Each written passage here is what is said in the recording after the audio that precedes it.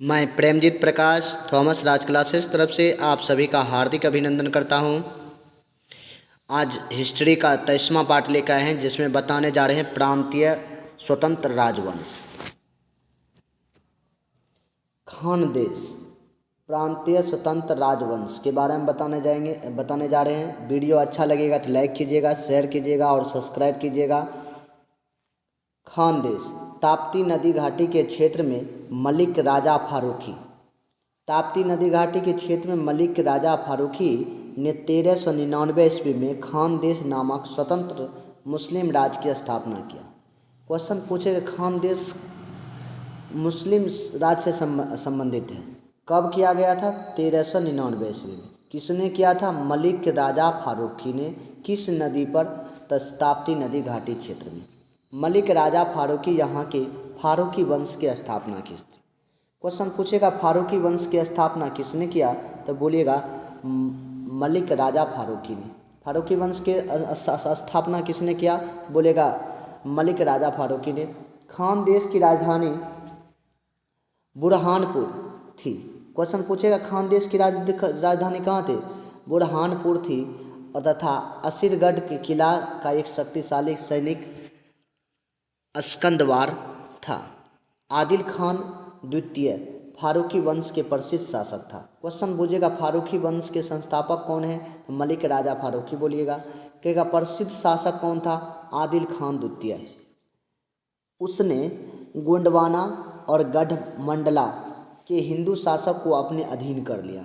गोंडवाना और गढ़मंडला में हिंदू जो शासक था उसका अपने अधीन कर लिया। फारूकी वंश के सभी सुल्तानों ने खान की उपाधि धारण की। क्वेश्चन पूछेगा कि फारूकी वंश के सभी सुल्तानों ने किसका उपाधि धारण किया था? बोलेगा खान की उपाधि। इसलिए फारूकी साम्राज्य को खानों का देश कहा जाने लगा। फारूकी वंश के सब सुल्तान ने क्या किए? खान की उपाधि धारण, इसलिए इस साम्राज्य को खान देश यानी खानों का देश कहा जाने लगा। मुगल सम्राट अकबर ने खान देश को 1601 ईस्वी में मुगल साम्राज्य में शामिल कर लिया। अकबर क्या करते हैं 1601 ईस्वी में? या खान देश को अपने साम्राज्य में मिला लेते हैं। अब आइए मालवा। नर्मदा नदी और ताप्ती नदी के बीच पठार पर एक मालवा राज बसा था। नर्मदा और ताप्ती नदी के बीच जो एक पठार था उस पर कौन सा देश राज बसा था? मालवा राज। अलाउद्दीन खिलजी ने 1305 ईस्वी में मालवा राज पर अधिकार कर लिया था। मालवा राज पर अधिकार अलाउद्दीन खिलजी ने कब किया था?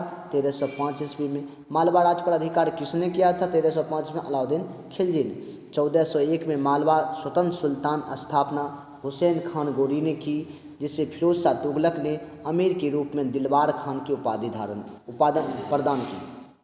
हुसैन खान गोरी ने धार को अपना प्रांतीय मुख्यालय राजधानी बनाया। 1406 ईस्वी में दिलवार खान को एक महत्वाकांक्षी पुत्र अल्प खान हुसैन शाह गद्दी पर बैठा। गुजरात के शासक मुजफ्फर शाह ने 1407 ईस्वी मालवा पर आक्रमण करके हुसैन शाह को बंदी बना लिया और मालवा पर अधिकार कर लिया। गुजरात से मुक्त होने के बाद हुसैन शाह ने मांडू को अपनी राजधानी बनाया। हुसैन शाह एक अत्यंत लोकप्रिय शासक था। उसने अनेक हिंदू यानी राजपूतों के मालवा में बसने के लिए प्रोत्साहित किया। जौनपुर तुगलक वंश के फिरोज ने अपने चचेरे भाई के संरक्षण में महमूद जौन को स्मृति पर जौनपुर की स्थापना की। जौनपुर की स्थापना किसने किया? फिरोज शाह तुगलक ने किया था। किस वंश से थे? तुगलक वंश से थे। अपने चचेरे भाई के संरक्षक पे मोहम्मद जौन की स्मृति पर जौनपुर की स्थापना करते हैं। जौनपुर नगर गोमती नदी के किनारे बसे हैं। क्वेश्चन पूछेगा, जौनपुर नगर किस नदी के किनारे बसे? गोमती नदी के किनारे स्थापित किया गया। बीजापुर कर्नाटका। बीजापुर कहाँ है? कर्नाटका।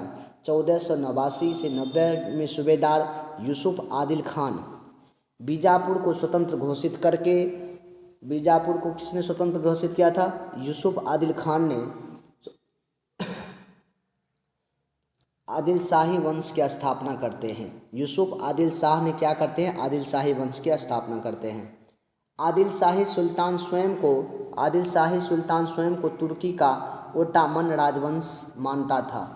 आदिल खान यह कला साहित्य का भी महान संरक्षण था। क्वेश्चन पूछेगा कि आदिल खान किससे संबंधित था? कला और साहित्य में। इब्राहिम आदिल शाह 1534 से 1558 ईस्वी में यह शाह की उपाधि धारण करने के वाला बीजापुर का पहला सुल्तान था। इसने फारसी के स्थान पर हिंदवी दक्कनी उर्दू भाषा को बनाया। हिंदुओं को अनेक पदों पर नियुक्त किया गया। अली आदिल शाह 1558 से 1580 ईस्वी में इब्राहिम के बाद उसका पुत्र अली आदिल शाह बीजापुर पहला शासक बना। इसकी शादी अहमदनगर के हुसैन निजाम शाह की पुत्री चांद बीबी से हुआ। इसे सूफी के रूप में जाना जाता है।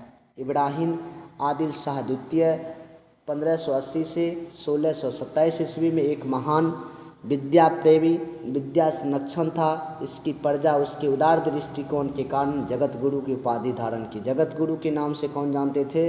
इब्राहिम आदिल शाह द्वितीय। इसे अव्वल बाबा अथवा निर्धनों का मित्र किसको कहते थे?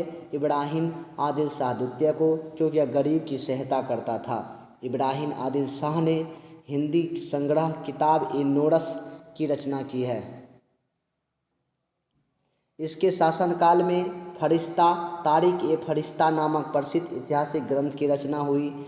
इब्राहिम आदिल शाह नौसरपुर नगर की स्थापना की तथा उसे अपने राजधानी बनाई। इब्राहिम के बाद अगला शासक उसका पुत्र मोहम्मद आदिल शाह बना। मोहम्मद आदिल शाह गोल गुम्बद में दफनाया गया है। गोल गुम्बद भारत के सबसे बड़ा गुम्बद है। भारत के सबसे बड़ा गुम्बद क्या है? गोल गुम्बद। 1686 ईस्वी में बीजापुर के एक स्वतंत्र राज्य के रूप में अस्तित्व समाप्त हो गया, जब उसे मुगल बादशाह औरंगजेब ने जीतकर अपने राज्य में मिला लिया था।